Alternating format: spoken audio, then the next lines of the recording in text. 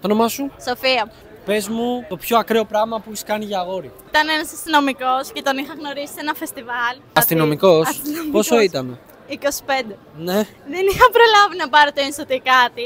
Είχα πάει μετά σε ένα κλαμπ και δίπλα από το κλαμπ είχα πάει μέσα στο αστυνομικό τμήμα. Ρώτησα το όνομά του, άμα τον ξέρουν, που δουλεύει και όλα αυτά.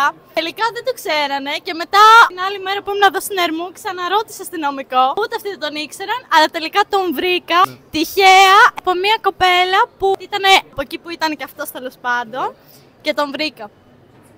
Ελπίζω να άξιζε. Όχι. Είστε μαζί με αυτόν τον αστυνομικό τώρα? Όχι.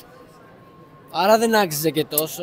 Άστο τώρα είναι μπέρδεμα, αλλά μακριά από αστυνομικού. Ναι. Όπου βλέπετε αστυνομικό, τρέχετε. Είπες την ιστορία σου για κλαμπ. Οπότε να πούμε και στον κόσμο για μια νέα εφαρμογή που μπορείς να κλείσεις όλα τα κλαμπ της Αθήνας πλέον. Ερχόμαστε και Θεσσαλονίκη. Είναι πάρα πολύ εύκολο, παίρνεις πόντους, κερδίζεις ποτά.